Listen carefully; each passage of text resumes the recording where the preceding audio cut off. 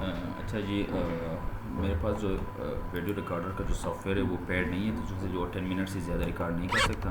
तो चलो, मैं जहाँ तक पहुँच गया था मुझे नहीं पता था कि मैं काफ़ी आगे किया था, लेकिन जब बाद में पता चला तो रिकॉर्ड कम हुआ था, सिर्फ 10 मिनट तक हुआ था। चलो, मैं इसके बाद जितना रिकॉर्ड हुआ इसके बाद मैं दोबारा रिकॉर्ड कर देता हूँ। तो हम यहाँ पे थे बिलिंग में कि हम कोई भी चीज़ अगर फ़र्ज़ करें ये एक चीज़ है, इसको मैं ऐड कर देता हूँ। नहीं, ये थोड़ा सा छोटा सा चीज़ है,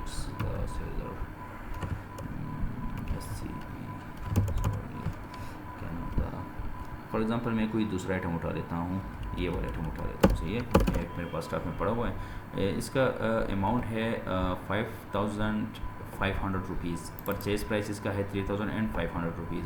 अगर मैं इसको अपनी मर्ज़ी से मैं इसको कम भी दे सकता हूँ, अपनी मर्ज़ी से मैं इसको ज़्यादा भी दे सकता हूँ। किसी को मैं 6000 पे दे रहा हूँ फॉर एग्ज़ाम्पल, और मैं मेरे अपनी मर्ज़ी है, मैं किसी को ये 5000 पे दे रहा हूँ, तो मैं यहाँ पे भी डायरेक्ट लिख सकता हूँ।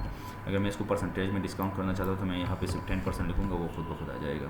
ठीक है, इस बिल में मुझे एक परचेज प्राइस भी शो हो रहा है, लेकिन हमने हाइड कर दिया हुआ है, और इसमें हमें प्रॉफिट भी नज़र आ रहा है यहाँ पे, लेकिन वो भी हाइड है। अगर कस्टमर सामने खड़ा हो तो मतलब उसको पता ना चले ना कि इसमें प्रॉफिट है।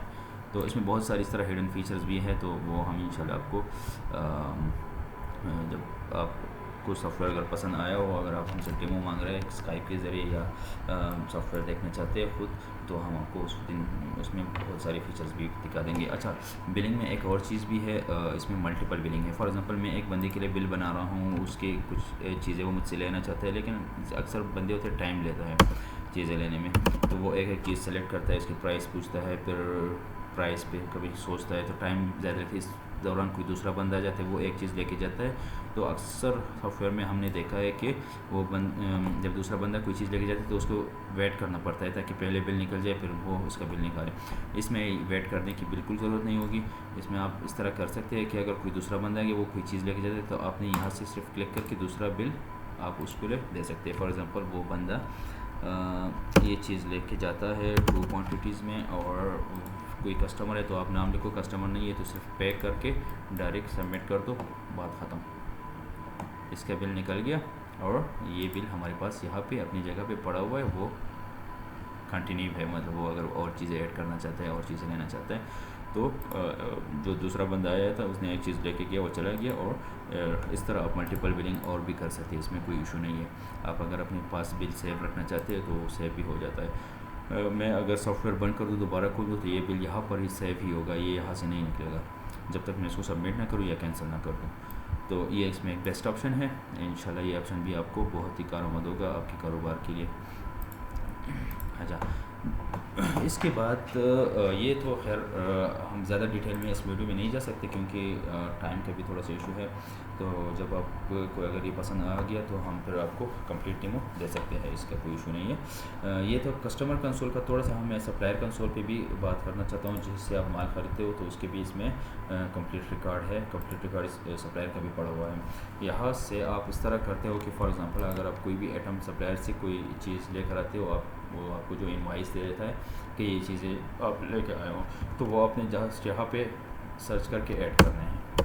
तो जब आप इसमें लिखते हो तो आपको सजेशन भी देगा। अगर नया कोई आइटम है तो आपने पूरा लिखना पड़ेगा, अगर नया नहीं है, आपके पास ऑलरेडी स्टॉक में आइटम पड़ा हुआ है, क्वांटिटी 0 लेकिन स्टॉक में पहले से एडेड है, तो आप उसकी सारी वो प्रीवियस डिटेल वो उठा लेता है। अगर उसमें कुछ चेंजेस है तो आप कर सकते हैं। फॉर एग्जांपल ये लास्ट टाइम मुझे मिला था 380 रुपीज़ पे, अगर इस टाइम भी मुझे 4000 रुपीज़ पे मिला है, तो मैं सॉरी वो 300 क्या था, दोबारा कर देता हूँ, 300 नहीं 3800 रुपीज़ थे, सर कुछ था,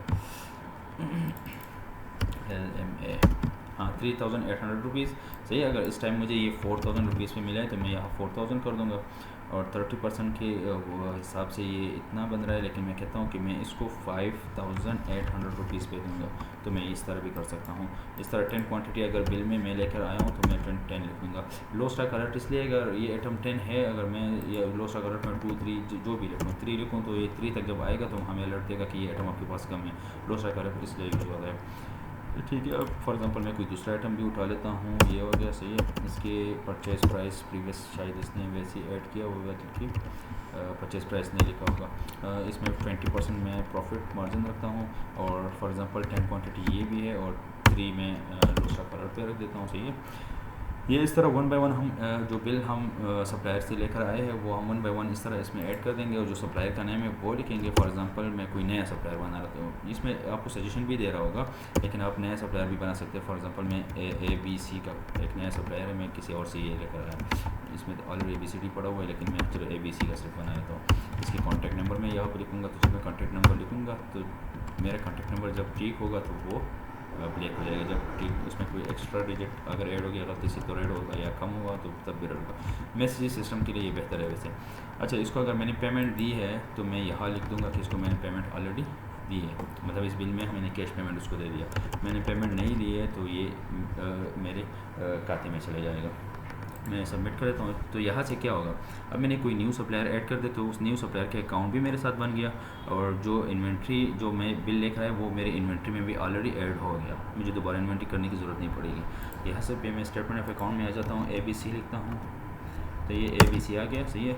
इस ABC से 29 मई 2022 10:47 पे 158 नंबर इनवॉइस में मैं ये चीज़ें लेकर आया था, मैंने उसको पेमेंट नहीं दी है तो ये मेरे पीछे बकाया रह गया। अब इसको मैंने अगर पेमेंट देना है तो मैंने यहाँ पे डैशबोर्ड में आके पेमेंट में आना है, यहाँ पे ABC लिखना है।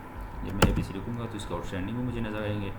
अब इसको मैंने पेमेंट सेंड कर दें, तो पेमेंट के ऑप्शंस हमारे पास कौन कौन से है, पेड फ्रॉम शॉप है, पेड फ्रॉम बैंक है, पेड बाय कस्टमर। अगर कोई किसी कस्टमर ने इसको पेमेंट दी है तो वो भी इसमें है।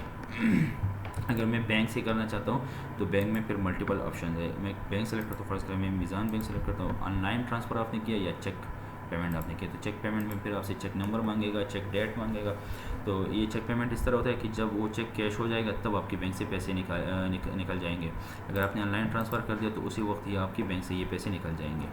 तो मर्ज़ी आपकी है, आप जिस तरह भी करते हो। फॉर एग्जांपल मैं फ़िलहाल पेड फ्रॉम शॉप कर देता हूँ और इसको मैं 50,000 है तो 30,000 इसमें मैं बेच रहा हूँ, सही है। कमेंट में मैं कोई अपनी मर्ज़ी का कुछ भी लिख सकता हूँ, मैं पेन आउट कर दिया मैंने। अब जब मैं इसके स्टेटमेंट ऑफ अकाउंट पे आता हूँ ABC की, तो वहाँ पे ये हिस्ट्री शो होगा कि पेड सेंड पेमेंट और वो जो मैंने वो भी कर दिया था टेस्ट, तो ये पेमेंट आ गया। इसके टोटल कितने रह गए, 20,000 रुपीज़ मेरे और भी रहते कि मैंने उसको देने हैं। अच्छा ठीक है, तो ये कुछ सप्लायर्स की डिटेल्स है। जब सप्लायर्स की जो बिल में डेली बेसिस जितने भी मैं इनवॉइसेस इसमें ऐड करूँगा तो वो यहाँ पे हमें शो होगा, सही है।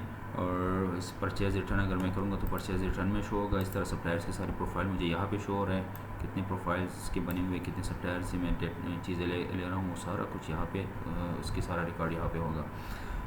इसके अलावा इसमें बैंक सिस्टम भी है। बैंक में तो जस्ट बैंक्स आपको बताएगा, बैंक के अमाउंट बताएगा, और पेमेंट में आपने विड्रॉ या सेंड करना है या अपने शॉप से पेमेंट लेके बैंक में सेंड कर दिया है या आपने बैंक से विड्रॉ करके दोबारा शॉप पे लेकर आए हो तो उसकी एंट्री यहाँ पे होगी। इसके बाद हमारे पास कैश बुक है। कैश बुक में डेली बेसिस जितना भी कैश इन आउट हुआ है वो सारा कुछ यहाँ पे शो होगा। मेरा ओपनिंग बैलेंस है 60,16,194 रुपीज़। तो जब मैं ये बिल लेकर एक बंदा आ गया मुझसे चीज़ें लेके गया बिल नंबर 575 में 2600 की, तो वो इसके साथ ऐड होकर 8,794 हो गया। 6,700 से 8,794 हो गया।